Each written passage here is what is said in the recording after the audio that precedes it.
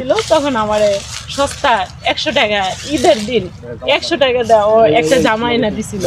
আমি এতটুকু জানি। আমি পার্লারে রুজি করলে, আমি যখন পার্লারে রুজি করতাম তখন মনে করেন যে এই পার্লারের টাকাটা যদি ওনার হাতে না দিতাম, উনি আমার অনেক মাইর করতো, এত মাইর করতো যা বলার বাহিরে।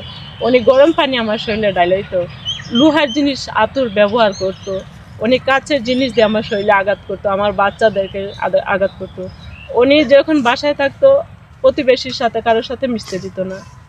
ওনার সংসারে সুখে থাকার জন্য আমার বাবা মাও ছেড়ে দিছি। প্রায় দীর্ঘ 7 বছর আমার নিজের বাবা মার সাথে কথা বলি নাই। উনি কারোর সাথে মিশতে দিত না।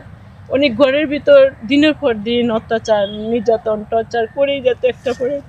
তারপরে মুখ বুঝে সংসার করতাম, কারণ আমার যাওয়ার জায়গা ছিল, আমার সৎ মা ছিল।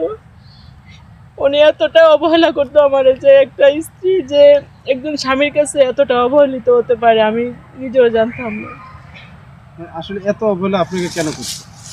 ওই যে আমি বুঝতে পারি নাই উনি কিসের জন্য এতটা অবহেলা করতো। উনি মনে করেন যে সব সময় আমার সাথে খারাপ ব্যবহার করতো। আমি কষ্টটা সহ্য করে নিতাম এই জন্যই যে আমি সারা জীবন কষ্ট করছি। এমনও দিন গেছে আমার 2 দিন 3 দিন না খেয়ে থাকতো, মানুষের দ্বারে দ্বারে ঘুরতে হইতো।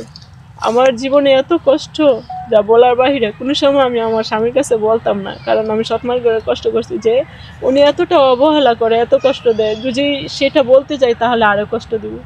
তারপরেও উনি আমার এত কষ্ট দিত।